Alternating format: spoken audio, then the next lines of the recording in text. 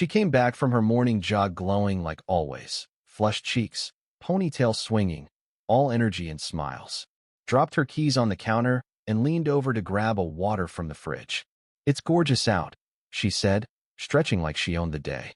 "Ran 5 miles and didn't even feel it." I smiled from the kitchen table, papers already spread in front of me like it was just another boring stack of bills. She didn't notice them right away. I slid one page a little closer to her spot as she passed by. She glanced down, froze, then leaned in and read the top line out loud. "Cohabitation agreement." Her tone had that high-pitched edge I'd heard once or twice before. Then came the tight little laugh. "Okay, what's this? Some kind of joke?" "It's not a joke," I said, keeping my voice casual. "It's just something smart to have on paper. Especially now." She dropped her water bottle onto the table, still smiling but blinking a little faster. "Why now? We've lived together for 3 years. You've never mentioned anything like this before." I leaned back in my chair and shrugged. "Because things are changing. The expansion with Jake? It's happening. We're taking on investors. Debt. Risk. The whole picture's different now. This isn't just my money anymore. There are other people involved." She crossed her arms and stared at the document like it was an insult. "Kayla," I said, "this is just planning ahead. Like insurance.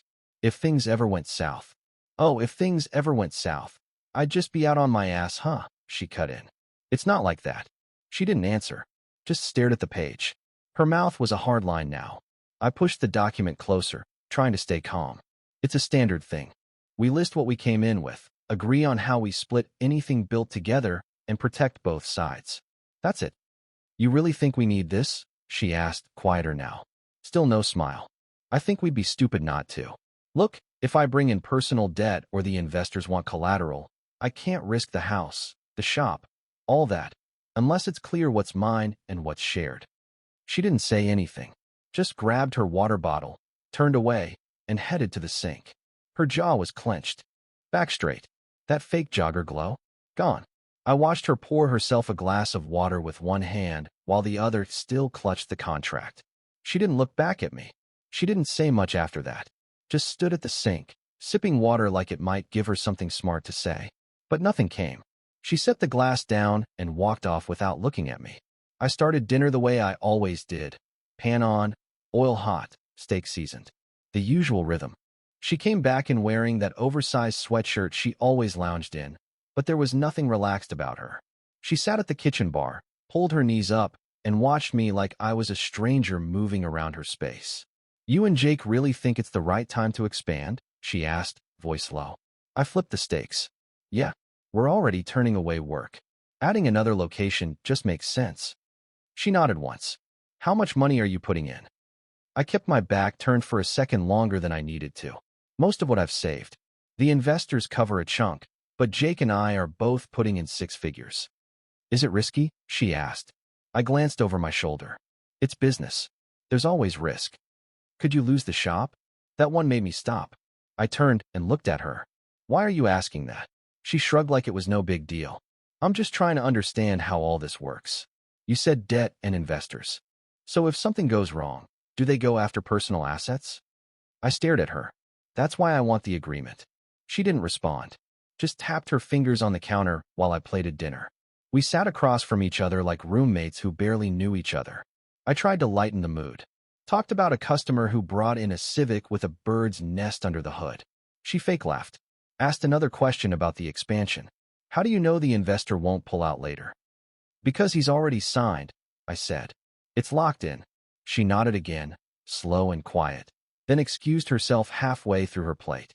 Later, she was brushing her hair in the bedroom mirror, standing in that familiar spot like nothing had changed. But her shoulders were tense. Her eyes locked on her reflection like she was working something out. "I'm going to have my own lawyer look at it," she said. "Yeah, of course," I replied. She didn't look at me, just kept brushing. "I mean," she added, "I've never seen one of those before. Want to make sure I understand it."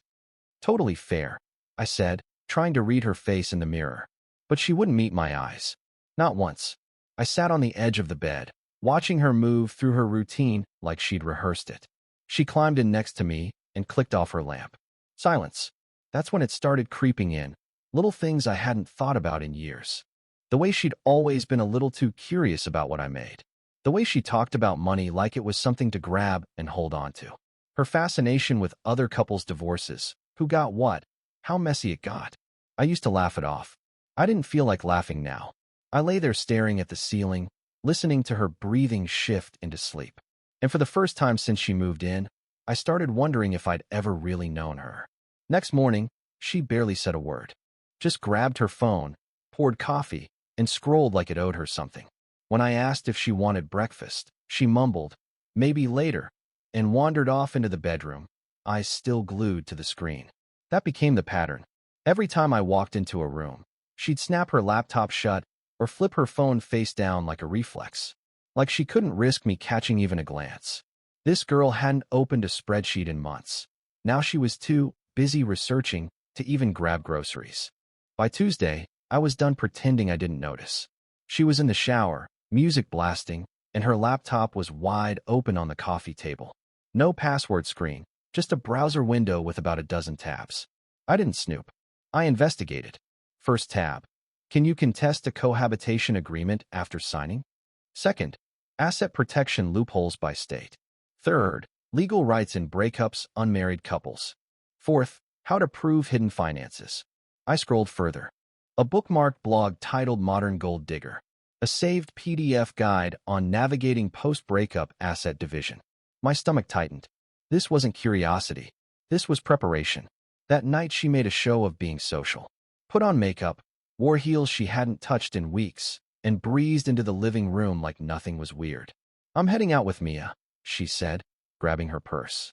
"We're hitting that tapas place on Main." I didn't say anything at first, just nodded. Then, "Didn't they shut down last month?" She blinked. "No, different one. You're thinking of the spot on Fifth." I held her gaze. "Right."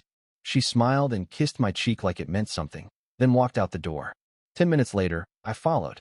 Didn't take long to find her car. It was parked right outside Johnson and Clark Law Group. Big-ass letters across the glass front. Her car was backed in like she didn't want the plates visible from the road. She wasn't at dinner. I didn't stick around. Just snapped a photo of her car with the firm's sign in frame and drove back home. When she rolled in 2 hours later, arms full of shopping bags, I was already sitting on the couch. "Get anything good?" I asked without looking up. She set the bags down, a little too careful. "Yeah, Macy's had a flash sale." "You see Mia?" "Of course," she said, kicking off her heels. "Had a couple drinks, caught up. You should have come." I turned off the TV. "Thought you said it was just you two." She froze for a second. "Yeah, I meant just the two of us. You know what I mean." She smiled like the conversation was over, like all was normal. Then she walked into the kitchen, humming like she was in a great mood. I just sat there. Didn't say a word. Didn't have to. She thought she was being slick. But I'd already seen the law firm sign reflected in her damn windshield. Next morning, she came downstairs all sweet smiles and fake casual, but I could see the wheels turning behind her eyes. She sipped her coffee like she hadn't spent the night drafting her exit plan. "So," she started, flipping through the mail like it mattered. "Have you ever gotten the house appraised?" I didn't look up from my phone. "A while back, yeah." "How long's a while?" "I don't know. Year, maybe." She set the mail down. "And what's it worth now? With the market going crazy and all?" I shrugged. "Depends who you ask." She tilted her head. "I mean, roughly. Just curious. We've done a lot of work on it. Hardwood, kitchen, that stuff adds value." I set my phone down slowly. "Why are you asking?" She smiled, too quick. "Relax, I'm not planning to sell it out from under you. I just think it's smart to know what we've built up.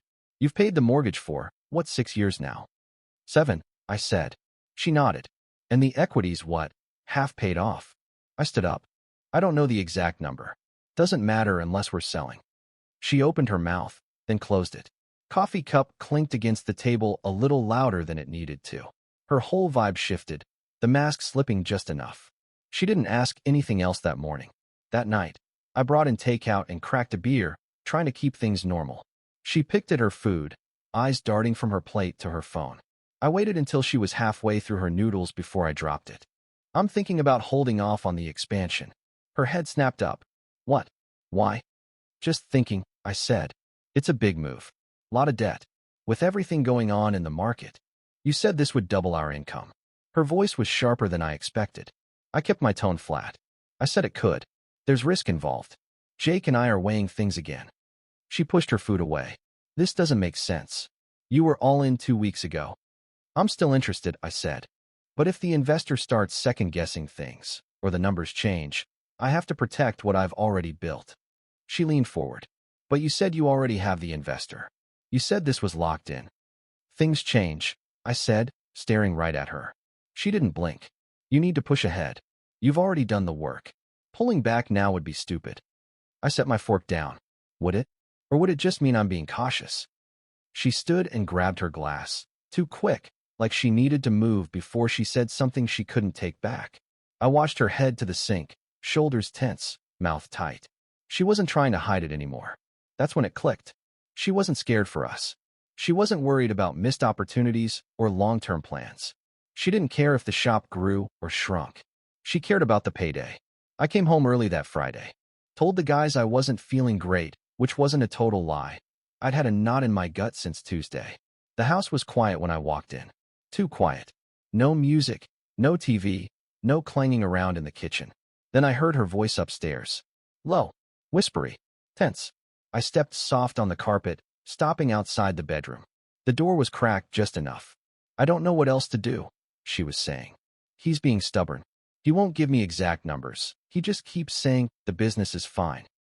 A pause. Then, I need to know what he actually has. That's why I said maybe we can prove he's hiding assets. My jaw clenched.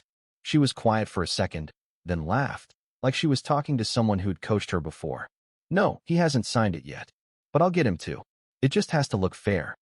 I backed up a step, heart pounding, and headed down the stairs before she could hear me. I grabbed a drink and stood by the sink, waiting, trying not to crush the glass in my hand. A minute later, I heard the stairs creak. She came down looking like she was fresh off a nap, calm, soft smile, robe on like she hadn't just been plotting in the bedroom. There you are, she said. I was just about to text you. Yeah, I said, keeping my voice flat. Wrapped up early. She walked over and rested a hand on my arm. Hey, about that cohabitation agreement. Her tone was syrupy now. I've been thinking, maybe we should go over it together, just to make sure it's fair for both of us. I took a sip of water and looked her dead in the eye. Sure, we can do that. She smiled, all fake warmth and concern, like we were just two adults talking about smart choices. But I wasn't buying it anymore. She wasn't confused. She wasn't worried. She was building her exit ramp. And now I knew she had help. Later that night, she fell asleep quick, either from guilt or just the comfort of a long con running smooth. I laid there, staring at the ceiling again. Only this time the thoughts weren't vague. They were sharp, detailed, focused. The next morning, I made coffee early. She was still out cold. I sat at the table, same spot where I'd handed her that agreement, and opened my laptop. She'd done her digging. Now it was my turn. She booked a spa day that Saturday. Full package, steam room and massage, the whole 9 yards. Said she needed a break from all the stress. I smiled, told her to enjoy it. She left around 10. By 10:05, I was at her laptop. Old password still worked, her sister's birthday. She'd been lazy with security since day one. First thing I did was dig into her email. Not the recent stuff. I went straight for the oldest folders, back when we were first getting to know each other. Before she moved in. Before I even knew her last name. And there it was. An email to her sister, dated 4 months before we met at the smoothie bar. Finally figured out his schedule. Seems like a solid target. My stomach dropped. I opened the full thread.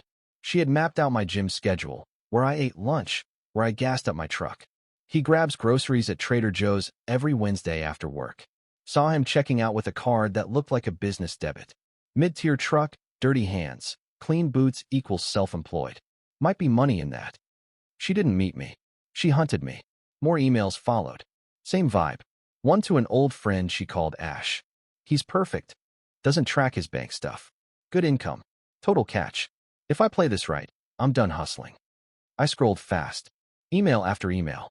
Some with attachments, photos of my truck, screenshots of my old business website, even a Google map linked to my shop. The entire relationship had been planned before she ever spoke a word to me. Then I found the emails from right after I proposed. The subject line on one said it all. Pulled it off. I opened it and just sat there reading. No more waitressing. Time to relax. He's in love, totally clueless. I just have to keep the pace and lock things down legally. Then I'm golden. Another to her sister. I'll start nudging him to merge finances once the shop expansion kicks in. That'll be the real money. I had to get up and walk around the kitchen. I felt sick. I wanted to break something, but I couldn't afford to tip her off. Not yet. I sat back down and kept going. The worst one wasn't about me. It was a sent email from a few months ago. Subject line, "Hey, long time." It was to a guy named Vince. I clicked it open. "Just thinking about you. I miss how easy it was before everything blew up. Hope you're doing okay. You ever think about trying again?" I searched his name. Buried in the old threads was a nightmare. Kayla had scammed this guy too. Lived with him for over a year, drained his checking account, then ghosted him the same week she landed a server job out of town. One of her old friends had written back, "What happened with Vince was brutal. Don't know how you even sleep. Don't do it again. Seriously." She didn't reply, because she was doing it again. Only this time, she picked someone with a steady income, property, and no clue she was playing a long game. I wasn't the first project. I was just the biggest score. I closed the laptop slowly. No shaking hands, no shouting. Just cold. She wanted to use me like a bank with a heart. But banks don't fight back. I do. I shut the laptop, grabbed my phone, and called Jake. He picked up on the second ring. "What's up?" "You were right," I said. "It's worse than we thought." I laid it all out. Every email, every plan, every move she made before she even met me. He didn't say much until I was done. Then, "So what's the play?" "We test her," I said. "Hard. I want to know how fast she runs when she thinks the money's gone." Jake didn't hesitate. "All right, let's burn it down." We came up with the story that afternoon. The investor backed out. We were exposed. Bank breathing down our necks. 2 million in debt with no way out. I'd take the call in front of her, act like the walls were closing in. Friday night came fast. I made dinner like everything was fine. Sat with her in the living room, beer in hand, pretending to laugh at a rerun. Phone on the armrest, screen dark. Then Jake called. I picked it up, pressed speaker, and gave it a second before I answered. "Yo." His voice came in shaky, panicked. He didn't hold back. "They're pulling out, man. It's done." He just emailed. Said they're not putting up a dime. I leaned forward, jaw tight. "What? Are you serious?" "I'm telling you, they're out. And now the bank's on us for the full loan. 2 mil. They want to know how we plan to cover it." Kayla turned her head fast. I saw her sit up straighter out of the corner of my eye. "We don't have 2 million, I said, raising my voice. "We barely got 6 figures liquid." Jake played it perfectly. "If we default, they can start seizing assets. We signed on this personally, man. It's not just the business." My hands were gripping my knees like I was holding myself together. "What about the house?" "I don't know. If they start coming after collateral." I ended the call like I couldn't take any more. Silence. Then Kayla finally spoke. "So, are we personally liable?" I turned to her, eyes wide like I'd just realized it. "Yeah, we are." She blinked. "Like, they can actually take the house." "I signed it up as part of the collateral," I said. "It was the only way to secure the deal." She sat back, stiff, barely blinking. "You didn't tell me that. You didn't ask." She stood and started pacing, arms crossed. "This is bad. This is really bad. What happens next?" "I don't know," I said, looking down. "I might have to go bankrupt. Stay with my brother for a while, figure it out." She opened her mouth like she wanted to say something comforting, but nothing came out. No hug. No, "we'll get through this." Just silence. Then, finally, "Are you liable, or are we liable?" That was it. That's all she cared about. She didn't say much that night after the fake call. Slept with her back to me, phone under her pillow. No, "we'll get through this." No offer to help. Just silence and space. By Saturday morning, she was dressed and moving fast. Hair curled. Makeup done before breakfast. "I'm heading to my cousin's," she said, grabbing her purse. "Her kid's sick, kind of an emergency." I kept my face blank. "Everything okay?" "Yeah, just family stuff. I might stay over if it gets bad." She didn't wait for approval, just gave a tight smile and walked out the door without finishing her coffee. As soon as her car disappeared, Jake pulled into the driveway. We got to work. We staged the living room like a financial crime scene. Piles of paperwork, red-stamped bank notice documents, a laptop open to fake legal articles about asset seizure and bankruptcy law. I printed out foreclosure warnings, fake past due statements, and even a letter from a made-up bank attorney. We labeled boxes, office files, stacked them near the door like we were packing up the business. Jake made the place look like the sky was falling. By the time he left, the living room looked like hell had moved in. Mid-afternoon, she came back, shopping bag in one hand, phone in the other. She froze the second she walked in. Her eyes jumped from the files to the laptop screen, then back to me. What's all this? I stood in the middle of it, pretending to be exhausted. The bankruptcy attorney sent over some stuff. I'm sorting it out. She set the bag down like it had turned radioactive. This is really happening? I nodded. I think I might go stay with my brother for a bit. Just so you're not caught in the mess. You shouldn't have to deal with this. She blinked. Oh, okay. I mean, let me think about it. Her voice cracked at the end. Not from emotion, from calculation. She went into the bedroom a few minutes later. Said she needed a nap. That night, I left my phone on record mode and slid it behind the lamp in the hallway. The door to the bedroom was cracked. Her voice came through low, but sharp. He's done, she said. The business tanked. No backup plan, nothing. A pause. I'm not going to stick around. It's over. He's broke. I need out. Another pause. I'm calling a lawyer Monday. Might even file for separation this week if I can. I'm not losing everything because he's reckless. She hung up after that. I let the recording run a minute longer. When I checked the audio, it was all there, clean, clear, perfect. She'd made her choice. And I finally had mine. Sunday morning, I found her standing by the front door with a suitcase already zipped and propped upright. She wasn't crying. She wasn't sad. She looked like someone leaving a hotel after checkout. I need space, she said, voice steady. I think it's better if I go clear my head for a while. I didn't answer right away. Just walked past her to the kitchen, grabbed the manila folder I'd left on the table, and came back. I set it down on the counter between us and flipped it open. She glanced at it, confused. Then her eyes locked onto the printouts. Emails. Dozens of them. All hers. Highlighted lines at the top of each page. Finally figured out his schedule. Seems like a solid target. He's perfect. Doesn't track his bank stuff. Pulled it off. No more waitressing. Time to relax. Her mouth opened, but nothing came out. Then I reached into my back pocket, pulled out my phone, and hit play. Her voice came through the speaker, clear as day. It's over. He's broke. I need out. I'm calling a lawyer Monday. Might even file for separation this week. I let it run until the end, then hit pause. The room was dead quiet. You went through my stuff? She finally said, voice tight. I looked her straight in the eye. You planned this before you even met me. That's not true. I cut her off. You scouted me, followed my schedule, took photos, sent them to your sister. You called our relationship a current situation, like I was a temp job. Her face twisted, panic finally kicking in. You tricked me. You faked the whole meltdown just to catch me. Damn right I did, I said. The business is fine. The investor's real. We're not in debt. There's no bankruptcy. I made it all up. She staggered back a step like I'd hit her. The suitcase wobbled. You lied. I shrugged. So did you. Difference is, I did it to see who you really were. And now I know. She dropped the act.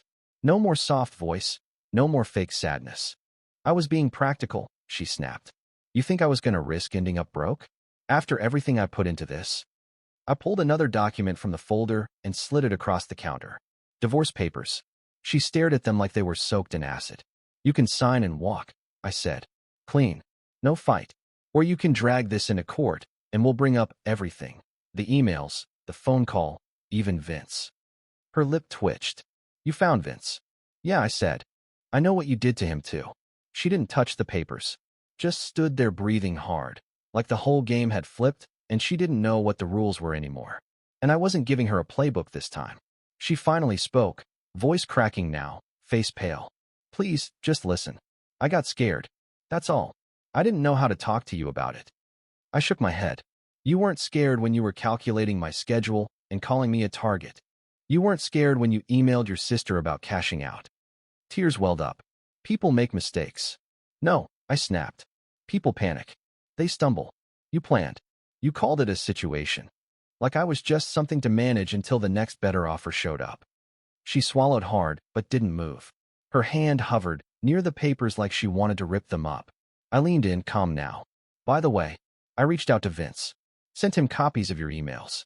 The old ones and the new ones. Her eyes went wide. Told him he might want to speak to someone. I don't know, maybe a lawyer. Or a cop. You wouldn't, she whispered. He might press charges, I said. That's on him. I'm out either way. She looked down at the pen beside the divorce papers. I'm giving you a choice, I said. Sign now and walk. Clean. Or we drag this out in court, and we both know how that ends for you. She didn't argue, didn't cry, didn't beg again. She picked up the pen with a shaking hand, signed her name, and pushed the paper back across the counter. Then she grabbed her suitcase. No goodbye, no apology, just one bitter, hateful look. The door shut behind her, and the house went silent. I poured myself a fresh cup of coffee and sat down at the table. No weight on my chest. No question marks left hanging. For the first time in years, I felt calm. She wanted a payday. She got an education instead.